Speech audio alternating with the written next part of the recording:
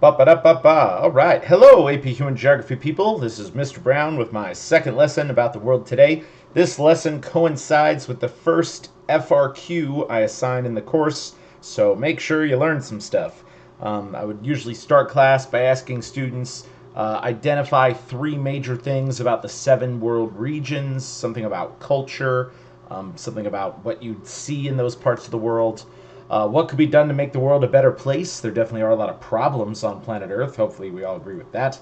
And are there any disaffected political groups today who want a country to call their own?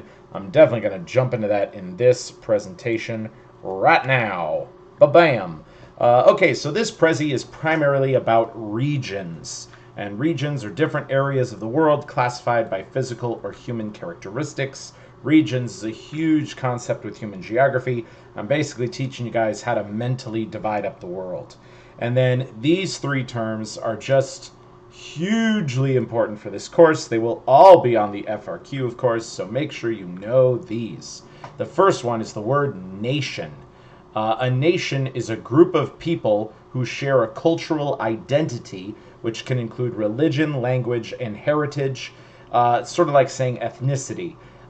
If for all my American students out there, if you remember the Pledge of Allegiance, it's in the Pledge of Allegiance we say one nation under God. But I mean, well, look around an American classroom. Like, is everyone the same religion, language, and heritage? No. So in the Pledge of Allegiance, it's sort of like we want to be a nation, but in reality, the United States is the furthest thing from a nation. We have every religion group represented here. The United States is not a nation. Okay, but then we get into the word state. And this word will probably get really confusing for American students because we think, oh, there are 50 states. My state is Nevada. Well, state in the grand geography meaning is synonymous with the word country. So a state is a politically defined area ruled by a government that has control over its affairs. So Mexico is a state. Canada is a state. The United States is a state, but it gets complicated because there are 50 states within the United States, and each of those states are politically defined areas ruled by a government that has control over its affairs, but the difference is states in the United States are not sovereign. Sovereign means you're like the top dog power. Because, yeah, the governor of Nevada can't do whatever he wants. He still has to report to the president of the United States. So, but the word state and the word country should totally be vibing in your head, and that's where I stand with this presentation. Okay, and then the last term, which is big, is nation state. So, when a nation and a state overlap with each other, then those are absolutely nation states. So we're talking about it's one country that has the vast majority of the people living there, speak the same language, have the same religion, have the same heritage. So is the United States a nation state? It is absolutely not. And actually, as we get more and more into this globalized immigrating world, nation states are becoming less common. But I think I can confidently say if a country is 80% or more one religion, language, and heritage, it is a nation state. And you will tend to find nation states in Northern Europe and in Asia. Other than that, I don't really think you're going to see a lot of nation states in Africa. There might be some. For the most part, there's not going to be nation states in the Americas. There's just too much immigration here. But anyway, these are three terms you have to know. Let me give you some more examples of nation states, like Iceland, Japan. Japan's like 90% Japanese. South Korea. I think Azerbaijan is pretty much a nation state. So, Northern European and some random Asian countries. That's what I'll absolutely say for nation states. All right. So, here we go. Examples of nation states. This is what I was hoping would come up. Good thing I made this presentation. So good examples are Norway, Finland, and Sweden. And it's those Northern European countries. The people there are just super white, and they didn't really have a lot of immigration ever. Also, some countries in the Middle East that are really distinctive cultures. Israel is a nation state. It's the only place we would find a whole lot of Jewish people. Armenia is a Christian country in the middle of the Middle East. Iran is just about the only Shia Muslim country in the world. So that's why it gets those nation state statuses, because it's kind of the only place where you'll find certain groups of people. So yeah, these are some Swedish kids, super duper white. Oh my goodness. And then, yeah, the Middle East, a lot of nation states in there. And what are they? I think these are Armenians? I don't remember. And then, yep, here's some Jewish guys wearing their yarmulkes. So they're nation states. Okay, but current conflicts around the world have a lot to do with nations that want to be nation states. Okay, and remember, a nation is a group of people who share a common heritage, language, religion.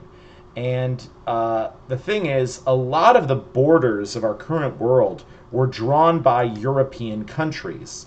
And after the 1960s, these people that lived within these European borders said, we don't like these countries that were imposed on us. We want to redraw the borders and create new countries that sort of have, like, I don't know, all the Christian people living in one country and all the Muslim people living in another country. And it's created a lot of bad blood because certain countries won't let these splits happen. The most recent split was between North Sudan and South Sudan. North Sudan is a Muslim country, South Sudan is Christian and animist. So, yeah, a lot of terrorism in the world today tends to come from these nations of people who no longer want to be a part of the state they're currently in and want to create a nation state for themselves. So let's see some examples of some of these people fighting for their independence. All right, so in the West, okay, I'm going to put on an accent here because it's just too much fun. The people of Northern Ireland. Now let me tell you, children, Mr. Brown right here, I got Irish blood in me. And we Irish, there's one thing we hate more than anything. It's the bloody Queen of England. Okay, now I guess things have been better recently, but especially for the 1970s, 80s, and especially the 1990s, the Irish people, yeah, see, I can't even hold the accent. The Irish people of the world were so pissed at the United Kingdom and especially England. And it's because the country of Ireland is not the whole land of Ireland. There's this whole quarter piece, the north eastern corner of Ireland, is still governed by the United Kingdom and Great Britain. And the people of Ireland said, no, we want our whole island back. We want to have one united land of Ireland. We want it to be both the island and the country. We want one whole thing. And the British people said no, and so the Irish people started using terrorist tactics. This was called the Troubles, and like the Irish were making car bombs and like assassinating police officers. It was pretty crazy. But eventually they had some peace, and it's not super violent today, but the IRA is still a concern, and a lot of this was especially around the city of Belfast. Because the city of Belfast, like half the people wanted independence, half the people wanted to stay with the British. So it's sort of like a civil war going on in Ireland, and it was definitely the people fighting that war said, we want a united country on our island. So there it is. Yep, and this is what the reality of it is. The Republic of Ireland is the traditional country of the Irish, but the northeast part is still owned by the United Kingdom, and the Irish were fighting to get that back. And yeah, our day will come. Yeah, I love the guy holding up the AK-47. Man, the IRA don't play. Okay, then here's some kids walking to school. A dude with an M16 is waiting to assassinate a police officer. This is a crazy time in the 1980s. And there they are blowing up police cars, using bigger bombs and like various groups. All right, and now let's get into a much more devastating terrorist organization. This has to do with the country of Russia. And way at the south tip of Russia, right where Russia connects to the Middle East, there's this area of Russia called Chechnya.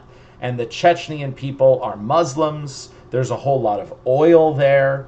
And for as long as I can remember, the Chechnyan people want to be independent. They no longer want to be a part of Russia.